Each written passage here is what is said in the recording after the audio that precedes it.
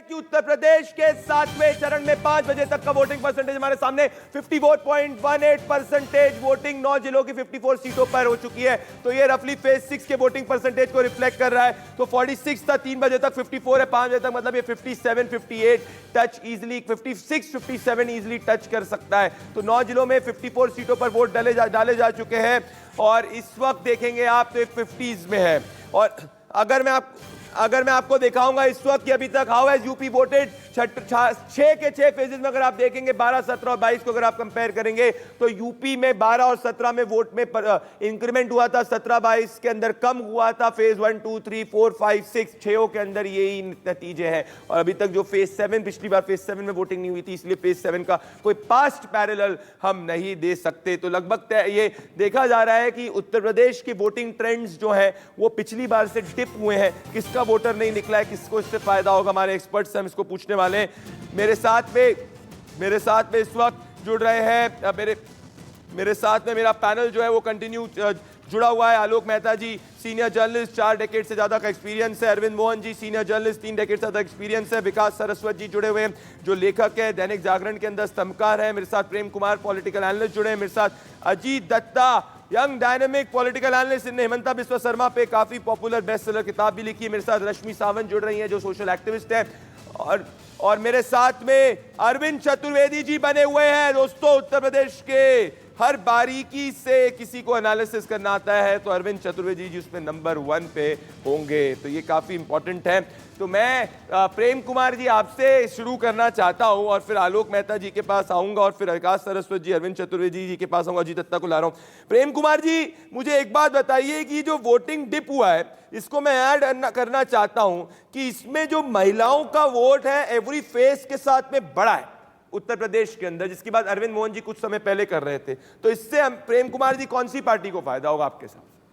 देखिए प्रदीप जी, महिलाओं का वोट तो हम विश्लेषण करेंगे, लेकिन अभी जो आप थोड़ी देर पहले बता रहे थे कि वोट परसेंटेज दिखा करके और ये इस्टेब्लिश कर रहे थे कि वोट परसेंटेज बढ़ने से सरकार बदलती है और वोट्स परसेंट गिरने से सरकार बनी रहती है, मैं इसके उलट राय रखता हूं। भारतीय जनता पार्टी के संदर्भ में ये बिल्कुल आंकड़ा डिफरेंट होता है और वो इसलिए मैं उदाहरण देखता हूं, जैसे छत्तीसगढ़ में 0.68% वो टर्नआउट कम हुआ था और नतीजा हुआ कि 49 सीटों वाली बीजेपी 15 सीटों पर आ गई। 8% वोट का बीजेप63 को नुकसान हुआ था।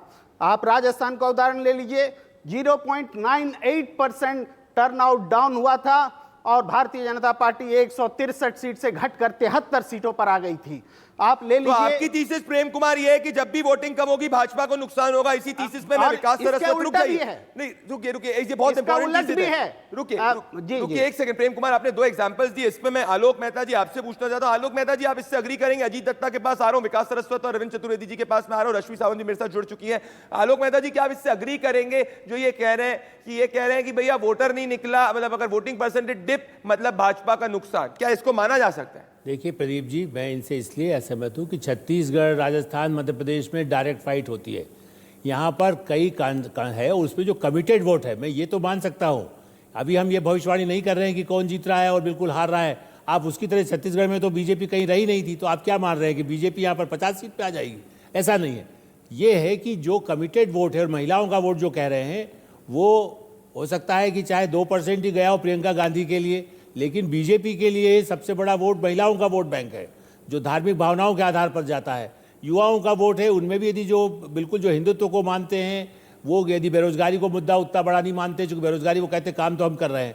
सवाल ये है कि इसके लिए अभी निष्कर्ष न निकालें कि परसेंटेज, हाँ ये सही है कि बीजेपी के वर्कर्स यदि उतना उत्साहित नहीं हो जो 14 में थे, 17 में थे, 19 में थे, या तो आप उसको थका हुआ कहिए या वो कहिए कि उनकी पूछ कम हुई, ज़्यादा भरोसा रहा central leadership, Yogi ji, law and order के बल पर हम जीतेंगे। आप आलोक जी कह रहे हैं उत्साह की बात है। विकास सरस्वत मैं आपके पास आऊंगा, फिर अजीत दत्ता के पास आ रहा हूं। विकास सरस्वत आप ये अग्री कर रहे हैं इस बात पे क्या कि उत्साह कम है? अरविंद चतुर्वेदी जी मैं आपसे लूंगा थोड़ा सा समय में कमेंट आपसे लूंगा, मैं आपसे बहुत बारीक कमेंट लेने वाला हूं। विकास सरस्वत जी देखिए, क्या उत्साह भाजपा के कार्यकर्ताओं में इस बार कम है? कई रिपोर्ट्स आ रही थी कि भैया भीतरघात इस बार है और इसी कारण बीजेपी को काफी नुकसान उत्तर प्रदेश के अंदर हो सकता है। क्या आप इनको मानेंगे या सिंपल मान रहे हैं आप विकास सरस्वत जी की समाजवादी पार्टी ने पॉकेट एंटी इनकम्बेंसी का फायदा उठाया है, एक मास ऑल स्टेट एंटी इनकम्बेंसी का फायदा नहीं उठाया, क्योंकि बेनिफिशियरीज की संख्या बीजेपी की काफी ज्यादा है। और हमने देखा है कई बार पोल्स जो है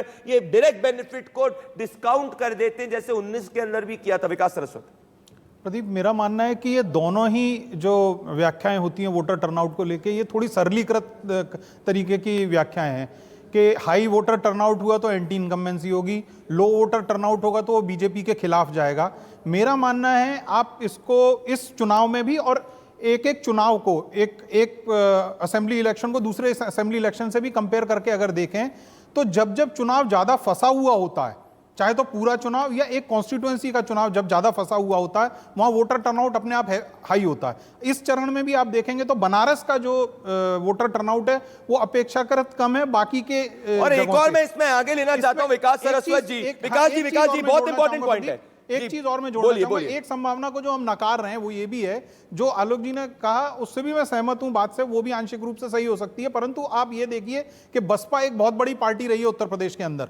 उसके वोटर को जब यह दिखता है कि मेरी पार्टी सीरियस नहीं है, कंटेंशन में कहीं पर भी नहीं है, तो उसमें भी निरुत्साह आ सकता है, खासकर और वो कहीं ना कहीं जा सकता है। विकास जी जैसे गाजियाबाद के अंदर अगर वोटिंग कम हुई तो इसका क्या ये मतलब थोड़ी हो सकता है कि भाई बस पूरा ट्रेंड चेंज हो गया। इसका ये भी मतलब हो सकता है कि वो पता है गाजियाबाद में किसको जीतना है तो उतने ही वोटर निकले, बाकी को पता है कि परिवर्तन नहीं हो सकता। तो मेरे हिसाब से सबके डायनामिक्स अलग होते हैं, ये मेरा मानना है। प्रेम कुमार जी से मैं थोड़ा डिफर करता हूं इसमें, पर प्रेम जी की पूरी राय। अजीत दत्ता जी मैं आपके पास आना चाहता हूं। अजीत दत्ता जी, ये जो इलेक्शंस है इसमें सबसे ज्यादा अगर मैं देख रहा हूं तो उत्तर प्रदेश और पंजाब को देख रहा हूं। अगर पंजाब के अंदर आम आदमी पार्टी सरकार बनाती है अजीत दत्ता, तो नेशनल पॉलिटी में कांग्रेस के बजाय it will claim to be the main opponent face. और यूपी में अगर बीजेपी रिटर्न करती तो 2024 के लिए उसकी जो राह है वो आसान हो जाएगी। अजीत दत्ता।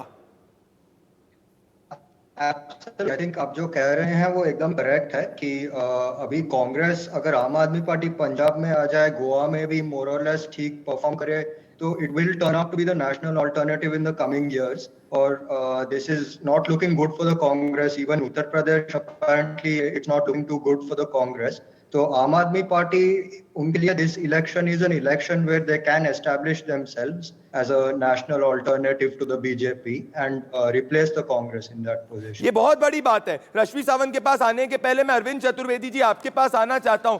अरविंद चतुर्वेदी जी, उत्तर प्रदेश जो है बसपा के फ्यूचर को भी निर्धारित करेगा। मेरे साथ रोहित भी जुड़ने वाले हैं बहुत जल्द। ये कह रहा हूं अरविंद चतुर्वेदी जी, बसपा के फ्यूचर को निर्धारित कर दिया जाएगा। अगर बसपा इस बार ज्यादा बड़ा इंपैक्ट नहीं कर पाई और ये उसका वोट ज्यादातर बीजेपी और सपा में शिफ्ट हो गया अरविंद चतुर्वेदी जी, तो फिर ये आने के 24 की राजनीति में भी बहुत इंपॉर्टेंट होगा, क्योंकि आइदर बसपा बीजेपी को या सपा को एक बेस वोट मिल जाएगा।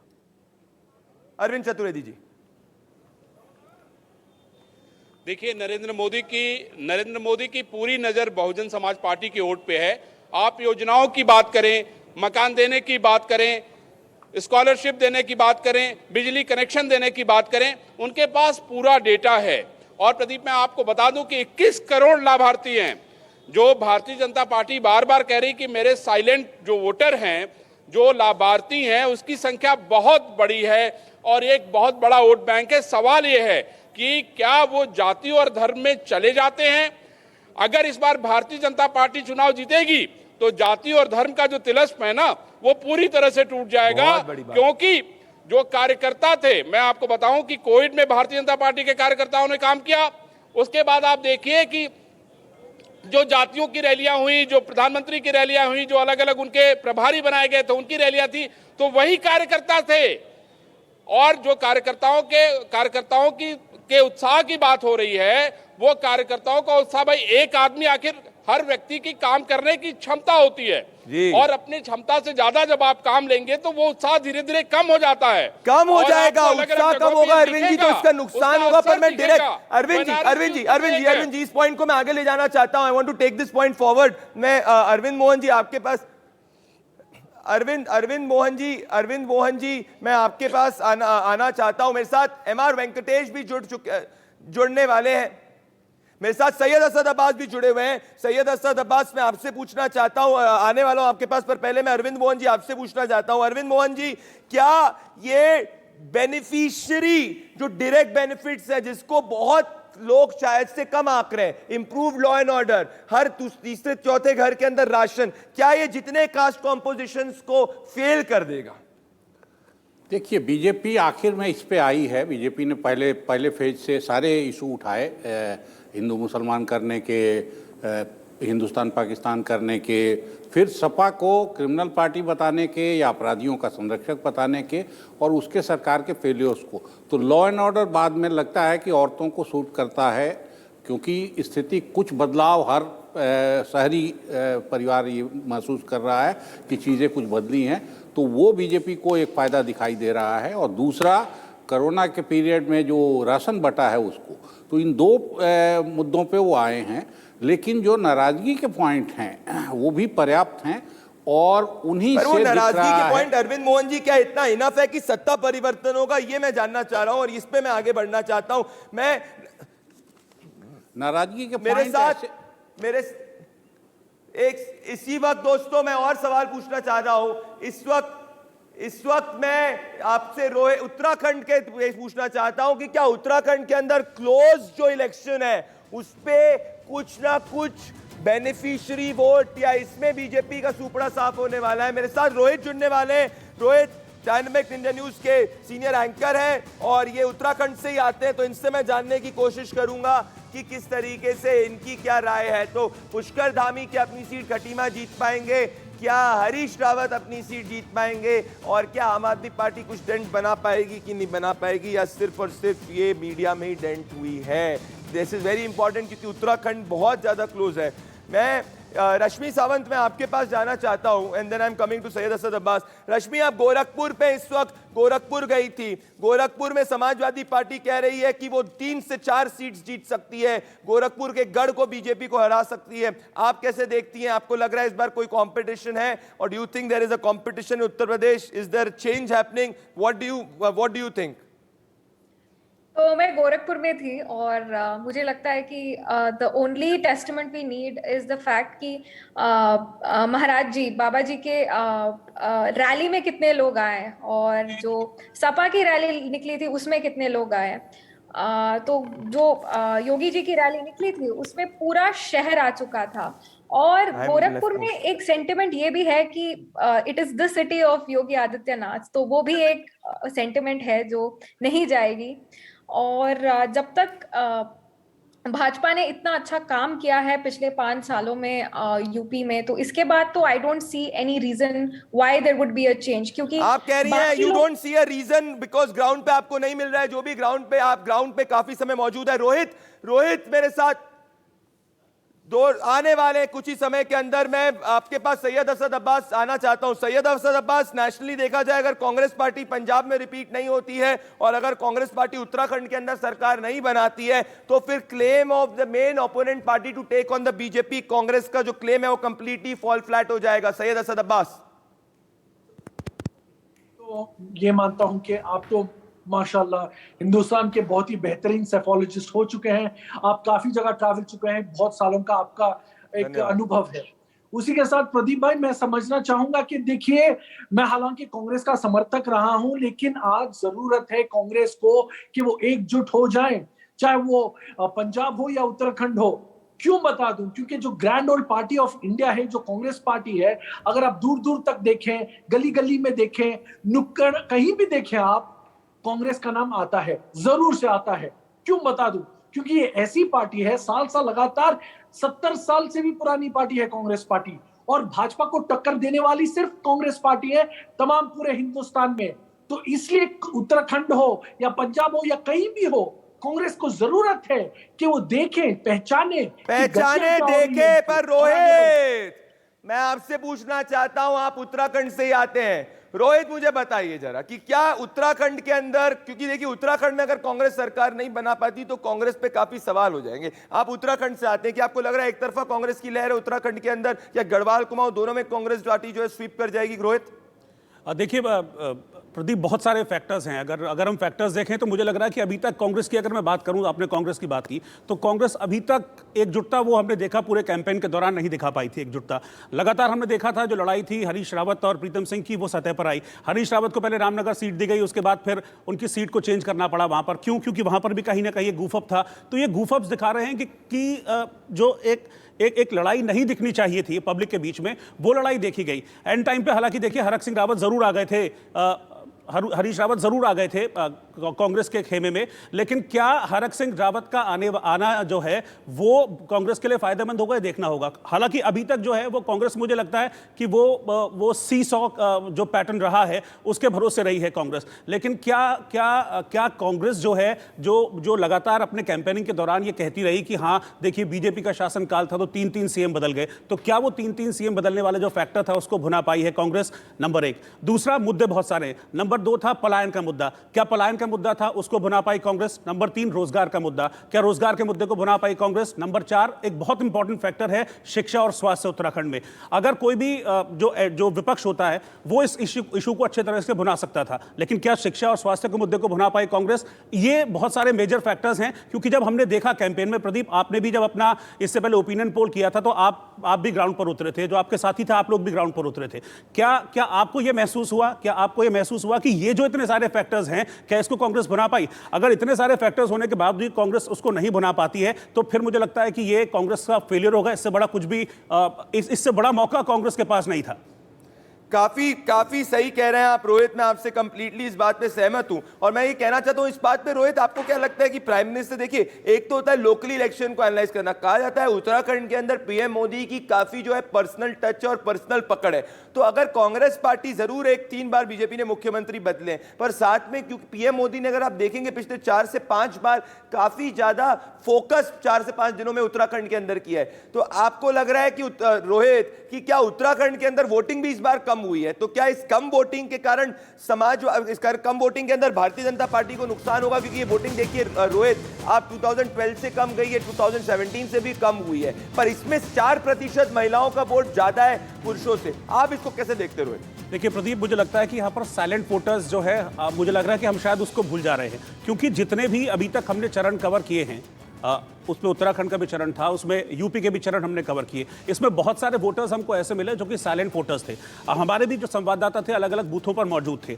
तो अब तो मुझे लगता है कि हम शायद इस बात को खोलकर बोल भी सकते हैं, क्योंकि कई खासतौर पर देखिए महिला वोटर्स, चाहे वो युवा महिला हो, चाहे वो घरेलू महिला, कामकाजी महिला हो, बुजुर्ग महिला हो, या फिर जो बुजुर्ग हैं, उनको हमने देखा था कि उनसे जब भी हमारे संवाददाताओं ने बात की, क्योंकि आपने देखिए एम फैक्टर यानी कि मोदी फैक्टर की बात की, तो वो लगातार सिर्फ एक ही नाम बोल रहे थे कि हाँ हमारा वोट मोदी को, हमारा वोट मोदी को। तो देखिए ये जो एक साइलेंट वोटर है या ये जो एक महिला वोटर है, ये मुझे लग रहा है कि इसने एक बहुत बड़ा डिफरेंस बीजेपी के लिए किया है। और ये जो आंकड़े सामने आ रहे हैं, मुझे लगता है कि इसमें कहीं ना कहीं कुछ ना कुछ एक फेरबदल जरूर आएगा। और जिस सीसॉ के भरोसे कांग्रेस बैठी हुई है, शायद वो सीसॉ इस बार कांग्रेस के लिए काम नहीं करने वाला है, क्योंकि साइलेंट वोटर्स और खासतौर पर महिला वोटर्स, क्योंकि देखिए बार बार चाहे वो पीएम मोदी हो, चाहे वो गृह मंत्री अमित शाह हो, या फिर जितने भी स्टार प्रचारक रहे हैं जिन्होंने भी उत्तराखंड में रैलियां की हैं, उन्होंने महिलाओं के ऊपर खासा फोकस किया है। महिलाओं के लिए जो योजना चलाई गई है उसके ऊपर खासा फोकस किया है। उज्ज्वला योजना के लिए उन्होंने बार बार फोकस किया है। तो ये जो फैक्टर है कहीं ना कहीं चला है।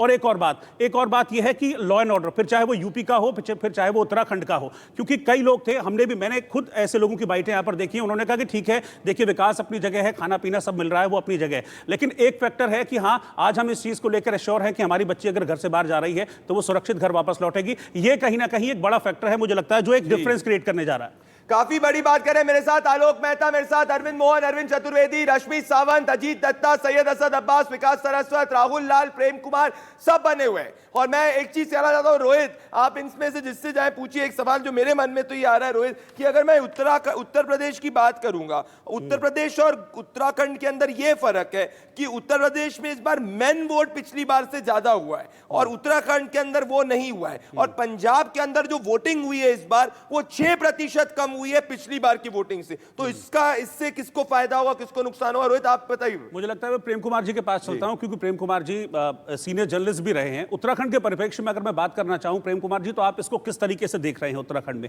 जिस साइलेंट वोटर की मैं बात कर रहा था, जिस महिला वोटर की मैं बात कर रहा था, और जैसे कि प्रदीप ने भी कहा है कि उत्तराखंड में महिलाओं ने बढ़ चढ़कर वोट किया है, आपको क्या लग रहा है कि ये किस दिशा में जाता हुआ दिख रहा है? क्या आंकड़े हम रिवील करने वाले हैं आपसे थोड़ी देर में, लेकिन आपका एनालिसिस क्या कहता है कि ये जो सीसॉ पैटर्न चल रहा है जब से उत्तराखंड बना है, क्या ये सीसॉ पैटर्न इस बार टूटने जा रहा है? ये उत्तराखंड में भी जो वोटिंग पैटर्न है, मैं कह रहा हूं लगातार भारतीय जनता पार्टी से जुड़े हुए चुनाव को देख लीजिए, उनके परफॉर्मेंस को देखिए, जहां कहीं भी वोट गिरता है बीजेपी को नुकसान होता है। इवन बंगाल में वोट परसेंट बढ़ा, बीजेपी को फायदा हुआ, भले सरकार नहीं बनी किसी भी जगह पर। अब एक बात आती है कि जहां कहीं मल्टी कॉर्नर कॉन्टेस्ट है और जहां आमने सामने का कॉन्टेस्ट है, उसमें क्या फर्क है। उत्तराखंड तो आमने सामने के कॉन्टेस्ट वाला उदाहरण है, तो इसमें तो वो भी कंफ्यूजन नहीं है। अगर वोट प्रतिशत गिर रहा है तो भारतीय जनता पार्टी को एकदम स्पष्ट रूप से नुकसान हो रहा है। रही बात महिलाओं के फैक्टर की, महिलाओं के फैक्टर मेरा इसी पर एक सवाल है। आम आदमी पार्टी भी इस बार चुनाव लड़ रही है, आपको लग रहा है कि वोट काटेगी किसी का, और काटेगी तो किसका काटा होगा? अगर ये ट्रायंगुलर कॉन्टेस्ट होगा तो परिभाषा स्थिति बिल्कुल बदल जाएगी। आम आदमी पार्टी चुनाव जरूर लड़ी है, लेकिन आखिर तक वो चुनाव में नजर नहीं आई है। कुछ एक सीटों पर उनका परफॉर्मेंस दिख सकता है, लेकिन एक तीसरी शक्ति के रूप में उभरे, ऐसा उत्तराखंड में आम आदमी पार्टी के लिए नहीं कहा जा सकता बिल्कुल भी। काफी बड़ी बात आप कह रहे हैं। मैं एक बार समाओ ये कहना चाहता हूं कि ये I somehow don't agree to this theory and I agree more to what Alok Mehta has said, Rohit. मैं एक और चीज अजीत दत्ता से पूछना चाहता हूं। अजीत दत्ता, ये आप क्या इस बात पे एग्री करते हैं? कुछ ही अभी 6:15 हो रहे हैं, 6:30 बजे ईसी की गाइडलाइंस जो है खत्म हो जाएगी, तो नंबर रिलीज रोहित 15 मिनट के अंदर होने वाले हैं। अजीत दत्ता, आपकी पोल प्रेडिक्शन क्या है? कौन सी स्टेट में आप किसकी सरकार बना रहे हैं आपके हिसाब से? ओके, तो मुझे लगता है उत्तर प्रदेश में भारतीय जनता पार्टी वापस आ रही है। उत्तराखंड में क्लोज है, गोवा में क्लोज है, मणिपुर में डेफिनेटली बीजेपी मुझे लगता है वापस आ रही है, पंजाब हंग लग रहा है। अजीत दत्ता आपने करी। इस वक्त हमारे साथ रोहित ब्रिजेश पाठक जी लाइव जुड़ चुके हैं। ब्रिजेश पाठक जी, रोहित जी, ब्रिजेश पाठक जी हमारे साथ जुड़ चुके हैं। मैं और रोहित आपसे सवाल पूछने वाले हैं। ब्रिजेश पाठक जी, कुछ ही समय में एग्जिट पोल के नतीजे आने वाले हैं। समाजवादी पार्टी काफी कॉन्फिडेंट दिख रही है, आपको क्या लग रहा है ब्रिजेश पाठक जी? इस बार भारतीय जनता पार्टी आपके हिसाब से सरकार बना रही है, आपका क्या आंकड़ा है? ब्रिजेश पाठक क्या आंकड़ा है? प्रदीप भंडारी बोल रहा हूं। भारतीय जनता पार्टी प्रचंड बहुमत की सरकार पिछली बार की तरह बनाएगी, कहीं कोई समस्या नहीं है। एग्जिट पोल के रिजल्ट अभी प्रारंभिक हैं और जब काउंटिंग शुरू होगी, मतगणना शुरू होने के 10-11 बजे आप देखेंगे कि भारतीय जनता पार्टी पूरे प्रदेश में प्रचंड बहुमत के साथ दोबारा सत्ता में आ रही है। नहीं ब्रिजेश जी, आप दावा कर रहे हैं कि प्रचंड बहुमत की सरकार बना रही है, आप 300 प्लस का दावा कर रहे हैं, लेकिन एग्जिट पोल ये दिखा तो रहे हैं कि हाँ चलिए ठीक है, कि ओपिनियन पोल में भी था कि हाँ बीजेपी का एक अपर एज है, लेकिन जिस प्रचंड बहुमत की या जिस क्लीन स्वीप की एक तरह से आप बात कर रहे थे, वो क्लीन स्वीप तो कहीं नहीं दिख रहा है। लेकिन इस बीच चरण दर चरण हमने देखा कि अखिलेश यादव बड़े कॉन्फिडेंट नजर आए हर बात में, वो तो 400 सीटों की बात किसको कहते हैं? ये पहले आप ये आंकड़ा बता दीजिए, क्लीन स्वीप किस आंकड़े को बोलते हैं? नहीं, आप 300 प्लस कह रहे हैं ना, आप तो 300 प्लस कह रहे हैं। मैं कह रहा हूं प्रचंड बहुमत। अमित शाह ने 300 प्लस कहा था कि नहीं कहा था? वो मैं बताऊंगा आपको। अमित शाह ने क्या कहा था? बात मैं अपनी कर रहा हूं, आप मुझसे सवाल कर रहे हैं। आपने हमसे पूछा क्लीन स्वीप का दावा किए, क्लीन स्वीप कहते किसको ही बता दो जरा। अच्छा, मतलब 300 प्लस नहीं आ रही है आपके अकॉर्डिंग? मैं कुछ नहीं कर रहा हूं, मैं आंकड़ा बता ही नहीं रहा हूं, मैं कह रहा हूं प्रचंड बहुमत की सरकार बनेगी। मैं उस प्रचंड बहुमत की परिभाषा ही पूछ रहा हूं सर आपसे। इस तरह आप देखेंगे पूरे प्रदेश की जनता का आशीर्वाद मिलेगा। ब्रिजेश जी, इस वक्त जो आप मैं देखूं अगर एक बात को, ब्रिजेश जी इस बार मुझे आपकी बॉडी लैंग्वेज से आप काफी कॉन्फिडेंट दिख रहे हैं, पर एक बात है कि वोटर जो है वोटिंग परसेंटेज पिछली बार से कम हुई है। ब्रिजेश जी, मैं कॉन्फिडेंट हूं, सुनिए तो सही ब्रिजेश जी, सरकार बनेगी प्रचंड बहुमत के साथ बनेगी। ब्रिजेश जी, वोटिंग परसेंटेज पिछली बार से, आप बहुत कद्दावर नेता है, मतलब आप जमीन को बहुत अच्छे से जानते हैं, पर वोटिंग परसेंटेज इस बार कम हुई है। कई ये एनालिस्ट मेरे स्टूडियो में कह रहे हैं कि भाई भाजपा का वोटर नहीं निकला है, और जब भी वोटिंग परसेंटेज होती है भाजपा को नुकसान होता है। आप इससे क्या कहते हैं? कोई फर्क नहीं पड़ता। देखिए, उत्तर प्रदेश में आम जनमानस ने सड़क पर निकल करके बीजेपी का आशीर्वाद दिया है और प्रचंड बहुमत की सरकार बनेगी, कहीं कोई दिक्कत नहीं है। हाँ, यह जरूर तय हो गया कि उत्तर प्रदेश में कानून का राज दोबारा स्थापित होने वाला है। गुंडे, माफिया, मवाली, लुच्चे, लफंगे सत्ता से दूर रहेंगे, उत्तर प्रदेश के लोगों ने तय कर दिया है। अच्छा ठीक है ब्रजेश जी, आप मुझे बताइए, मैं अगर फेज वाइज बात करूं, पहले 2 फेज में जो इलेक्शन था वो वेस्टर्न यूपी में था, और वेस्टर्न यूपी में गठबंधन समाजवादी पार्टी ने किया राष्ट्रीय लोकदल के साथ, और राकेश टिकैत भी एक तरह से आप लोगों के अगेंस्ट दिखे। तो आपको नहीं लग रहा कि फर्स्ट 2 फेजेस में, जहां 2017 में आपको एक प्रचंड बहुमत हासिल हुआ था, क्या वेस्टर्न यूपी में नुकसान होता दिख रहा है? जिस प्रकार का अभी आप कह रहे हैं, जिस प्रकार की बात अभी आप कर रहे हैं, सेम बात 2019 के लोकसभा के चुनाव में आपने की थी।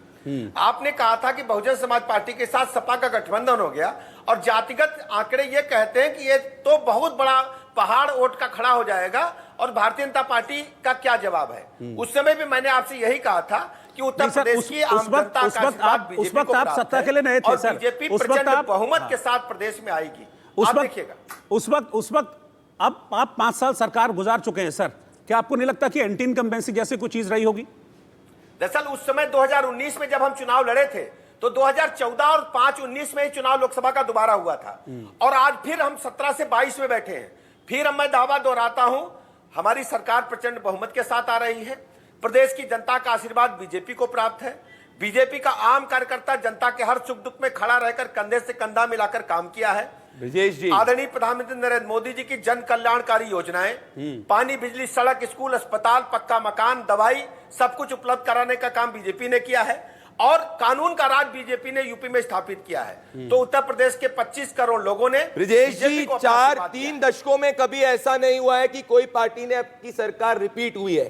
तो अगर उत्तर प्रदेश के अंदर बीजेपी सरकार वापस से बनेगी, अच्छा, तो ये सुनिए तो सही, ऐतिहासिक, कभी आप सुने थे, ऐतिहासिक हो जाएगा। सवाल सुनिए ब्रजेश जी सुनिए तो सही, मेरी बात आप सुनिए। आजादी के बाद कभी आपने सुना था कि 325 सीट 403 में किसी को मिली हो? You have heard any time? तो you are confident? What is your आंकड़ा? आपका आंकड़ा क्या है? पूरी तरह से हम कॉन्फिडेंट है कि बीजेपी प्रचंड बहुमत के साथ सत्ता में वापस आ रही है।